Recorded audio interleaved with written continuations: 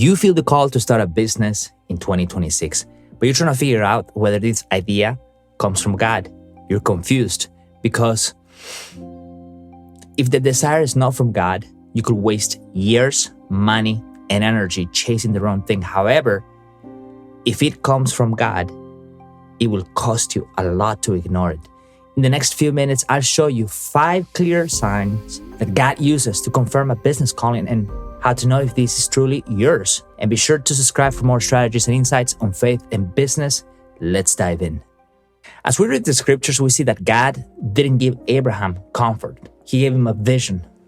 Here's what the Bible says. The Bible says this: go from your country, your people, your father's household, to the land that I will show you.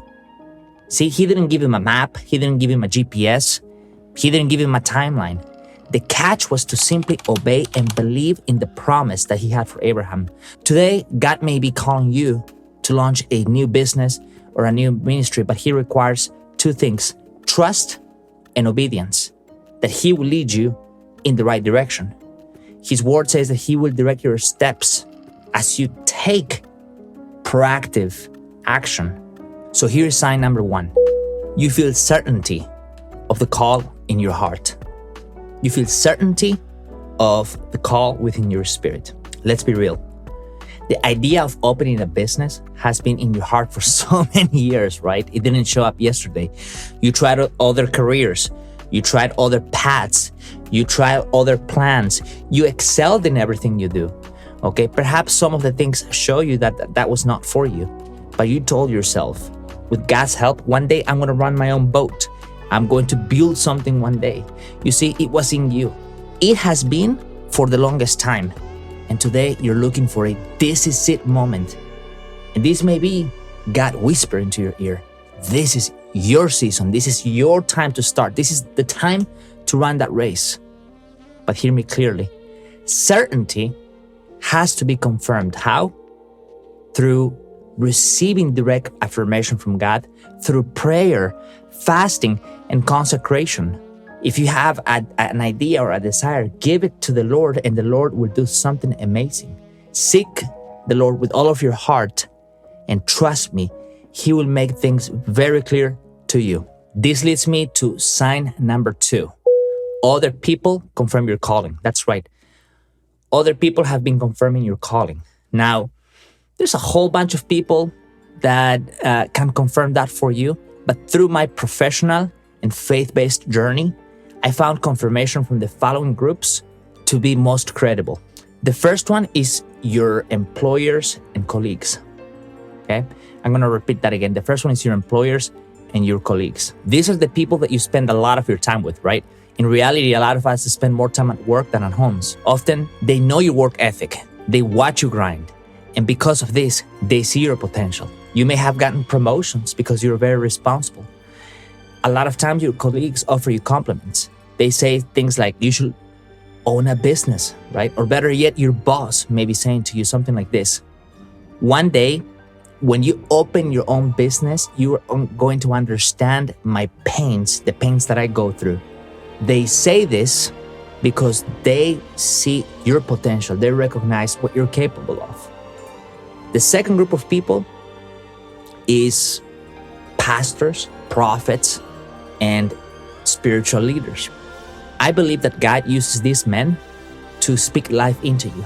The Bible says that the Lord touches the mouth of His people and puts words of wisdom to speak life into you. When we read the scriptures, we see that God spoke to prophets many times in various ways. Actually, Hebrews 1:1 says this. So let me ask you a question. Has your pastor encouraged you to start a business?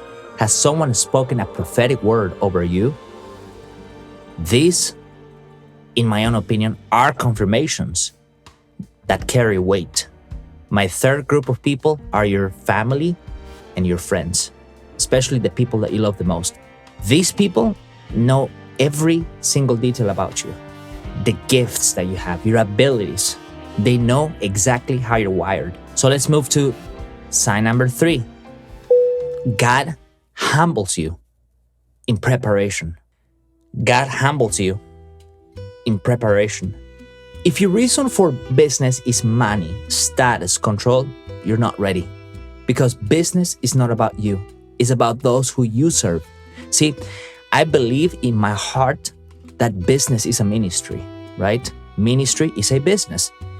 Just as pastors are called to shepherd the people under their care, in the same token, you're called to minister those around you, those who you do business with, those who are under your leadership. Because when God calls you to open a business or run a business, it is to bless those people around you. See, your business is going to grow one day and you have to have a growing mindset. Eventually, you're going to have to hire a fleet of people. And these are people that have families. So with your business and your expansion, you have the opportunity to bless families and multiple generations.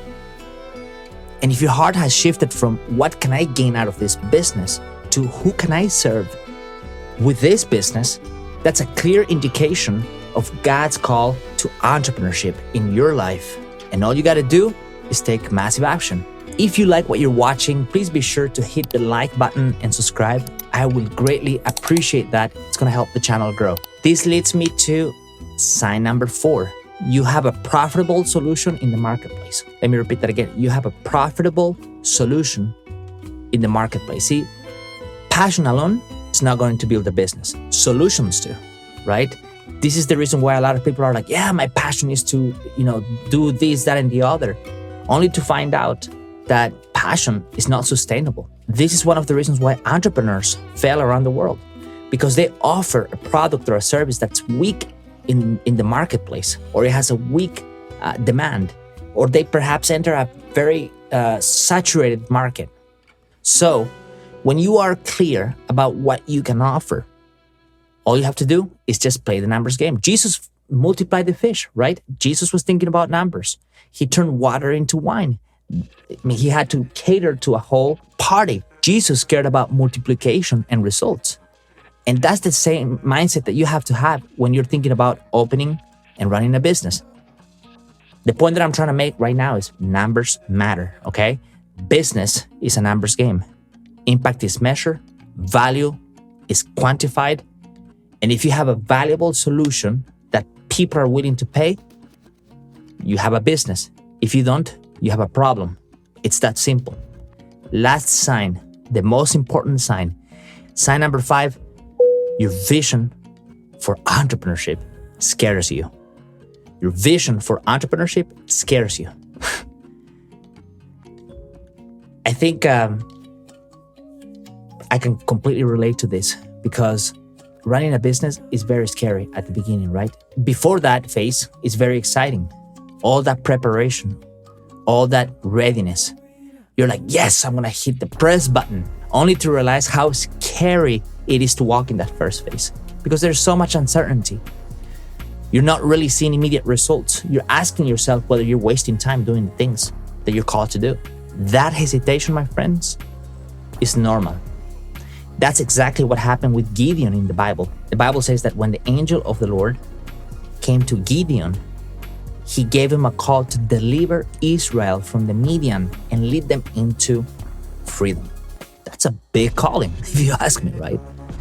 And so Gideon's response was, how can I save Israel, right? Who am I to save Israel? My clan is the weakest in Manasseh, and I am the least of my family. I'm the least of my friends. That was the question that he was asking. Who am I? And that's what happens a lot of times. When we hear God calling us to step in faith and do what he's calling us to do, we're going to ask a lot of times, who am I? Because that vision that God is placing in your heart is huge. If you know for sure that God is calling you to open a business, you're going to feel scared. You should feel scared because running a business is a big responsibility. It's a ministry that you cannot do it alone. You need total dependency on God to do this. He's going to be your sustainer. He's going to be your provider. He's going to be the one who's going to equip you with all of the resources that you need in order to succeed. A lot of times, fear doesn't mean no. A lot of times, people may think fear is a way of saying, don't move forward. But at the same time, fear could mean a yes with dependence dependence, total dependence on God, so that you see what only He can do. And click here to continue learning about calling, biblical wisdom, and world-class business knowledge.